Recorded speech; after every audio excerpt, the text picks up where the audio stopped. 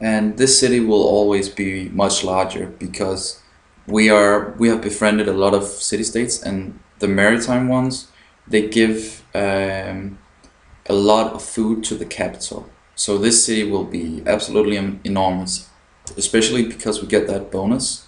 And let's just check here. Yeah, they give us 4.5 food to the capital and zero point 0.1 to the rest of the cities. So what happened here actually was that one of these city states wanted fur, and the city state that had fur wanted ivory. So I went ahead and paid one of the city states that had ivory to become my ally, and then obtaining ivory, I became ally with the next, and then I obtained fur and became ally with the next. And as a result, I got a bunch of allies and also a bunch of happiness and stuff like that. So another thing that happened is we got a great engineer from the points we've gotten from the Petra, which is just perfect because with the great engineer we can rush the UN and maybe shave off 10 turns from our winning time, and that might also be vital because when we are about to win, many other nations will probably be about to win a science victory. Okay, so now it's turn 152 and not a lot has happened. I've been exploring and spreading my religion to a few city-states, and I've become friendly with quite a few of them, as we can see here,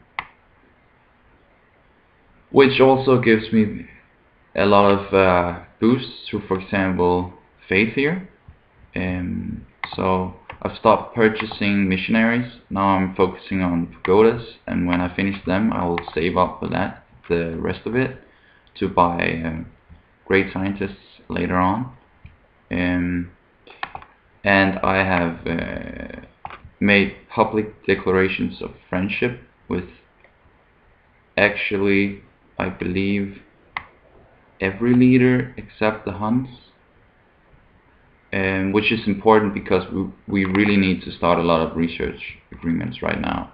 I've been doing that all along and it's very important.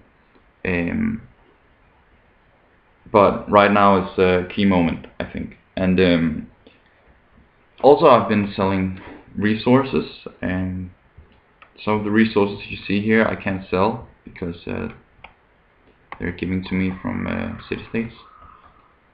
And the tech thing, I have gone for scientific theory was important to me, so I could build a public school, and fertilizer because it increases food, and I have also, now I'm going for plastics, so I can build the research lab. Okay, this is turn 176, and I've been decreasing my army and disbanding units because we get a lot of units from city-states, and I've also disbanded some scouts because we've pretty much been everywhere now, all I think where the land is, and every additional unit is more expensive than the other units, so it gets exponentially more expensive to have units, and it gets more expensive when the higher the turn number is. But yeah, we have a policy here we can choose, and we're going to get into the rationalism tree here, which means now we can purchase great scientists for our all this faith that we've been saving. And let's just purchase one here as well.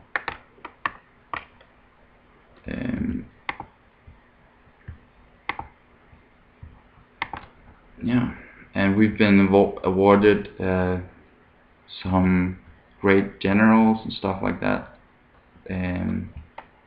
because of this social policy. No, wait, this one, yeah, this one. But now we have two great scientists, and I believe we will have one here quite soon as well. So we'll bulk them all, so to get a science boost. And we are very close um, to globalization, which is where we want to go, so we can build the United Nations. And I think there's a lot of research agreements coming in soon as well. So a lot of good stuff happening. But when you spend a great scientist to get research, the amount of research you gain is based on the last 8 turns of your research, I believe. So I'll wait until this research lab is finished, and then wait a couple of turns, and then expend them all.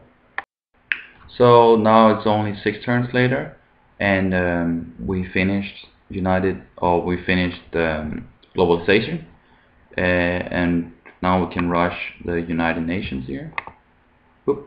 And this is actually just overflow from all the scientists and research agreements. And now we can go into a gold mode where we sell off all the science buildings and all the cultural buildings, and to get gold to buy city-states. We have no need for that for science anymore.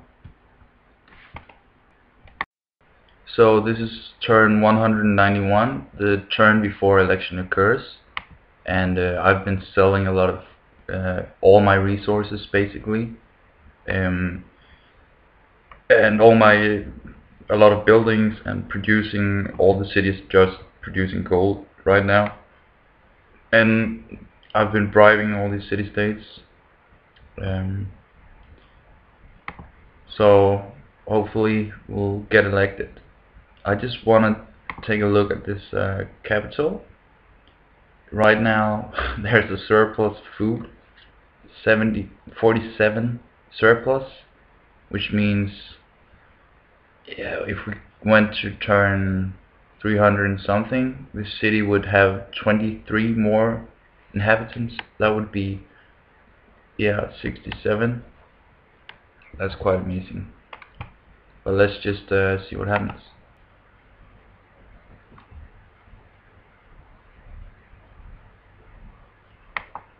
So let's UN vote for no one likes the Huns, so let's vote for them.